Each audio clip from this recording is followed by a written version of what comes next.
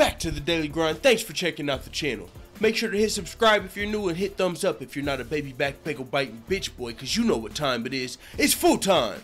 MMA. Back to betting on the fights with fake money, episode 21. If you're new here, what we do is we started with $500 on paper, or on the computer in this case.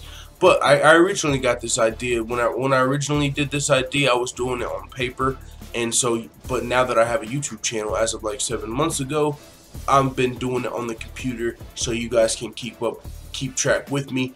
So where the bankroll is at right now, we started off last week with $935, but if you're new here, in the very beginning we started off at $500, and you go up down, however the fights go. I mean, we've been down, we've been up. The highest we've been, I believe, so far is like, I don't know, $1,100, $1,200. But right now we're starting this week off at $935. Last week fights was Yoel Romero versus Luke Rockhold, UFC 221, the pay-per-view.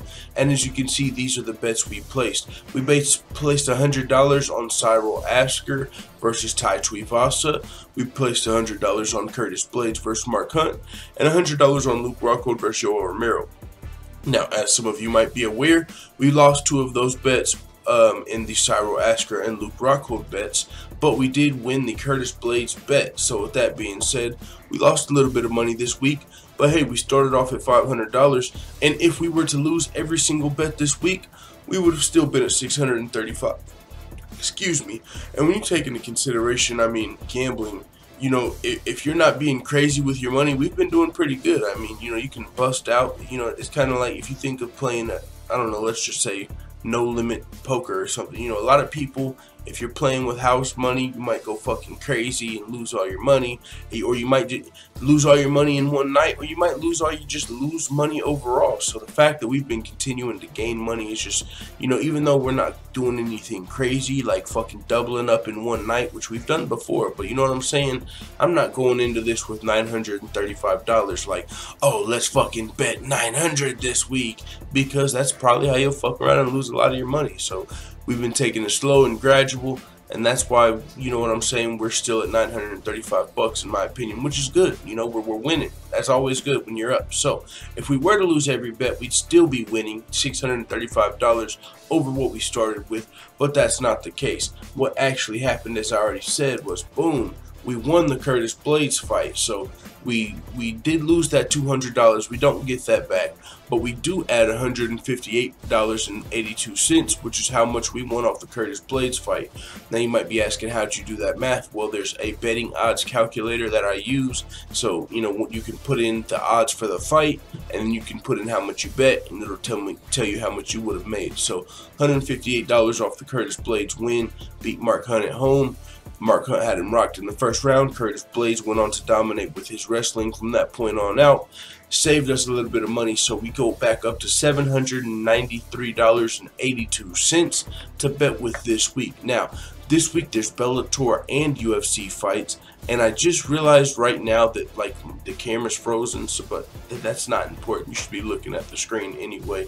Either way, we're going to be doing Bellator and UFC this weekend, so this is what that's going to look like there. We've got, the Bellator. I don't know the number of the Bellator, but Matt Mitrione versus Roy Nelson. And then we've also got the Donald Cerrone versus Cowboy Medeiros fight, which I believe is actually on Sunday, February 18th. So we'll start with the Bellator card. These were all my predictions already, so I'll just go over my bets instead of my predictions. If you want to look why I made these predictions, you can look at the specific prediction videos I've done on the channel. But let's go straight into the Bellator bets. I started off with $50 on Vadim Nemkov, Vadim Nemkov is a underdog actually in this fight, and I predicted him to win. Usually when I predict an underdog to win, I like to maybe bet a little more than that, but since there's two events and I don't want to go too crazy, and I don't know much about Vadim Nemkov, I know more about Liam McGeary actually. I just predicted him to win when I did the research. I'm just going to put $50 on Vadim Nemkov. Derek Campos, I also predicted to win, and he's actually a pretty big underdog. A lot of people know about Patricky Pitbull, the Pitbull brothers. This is, I don't want to say the worst Pitbull brother, but the less successful Pitbull brother in MMA. he's already beat Derek Campos before as well, and he's coming off of a win over Benson Henderson. So Patricky Pitbull's put together a string of pretty impressive wins. He's won this fight before. But Derek Campos is on a 4-fight winning streak at the moment, and he just avenged one of his losses. If he avenges this one, he'll only have like one more recent Bellator loss that he needs to avenge, which would be versus like the champion Michael Chandler, which would be insane. But either way, I'm picking Derek Campos I picked him to win the upset here, and so I'm gonna put $100 there just because if we win, that's quite a bit of money since he's such a big underdog. We could lose the 100 there because the Pitbull brother Patricky, of course, is very experienced, but Derek Campos is experienced himself. Both of these guys are Bellator veterans. I'm rolling with Campos in this fight, even though he's a 2-to-1 underdog. Now we're going to be moving to the UFC bets. I started off with $50 on Curtis Melinder, who's going to be fighting Thiago Alves.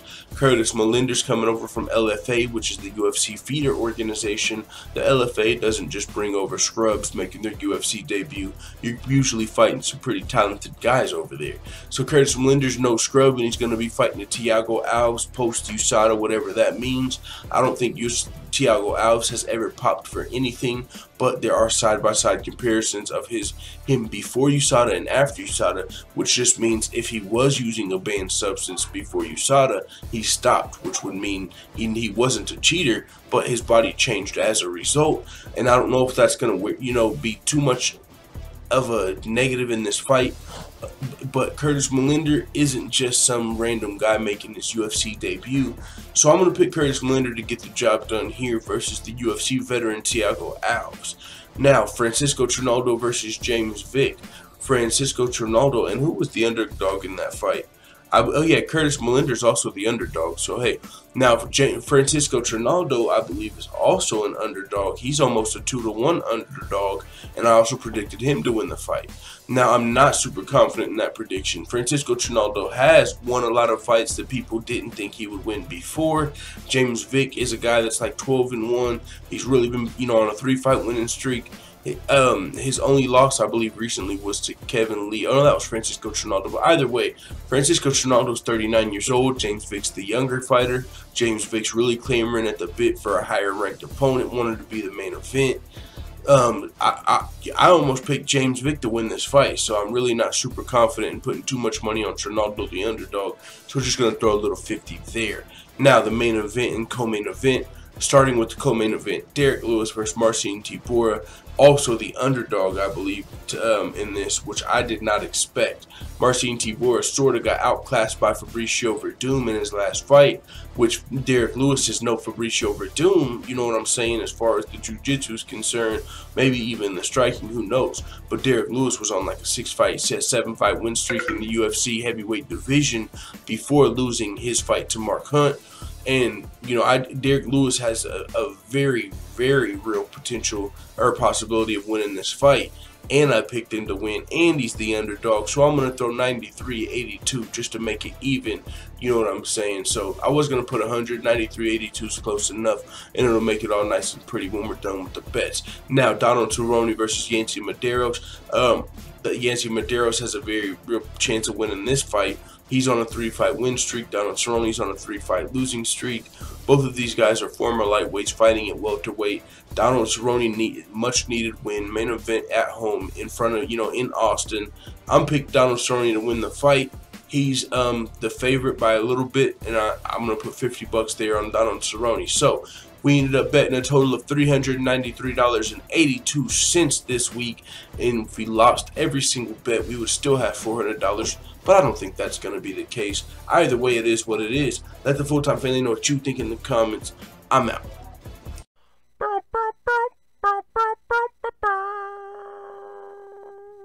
Da da da da da. It's the motherfucking DOWG.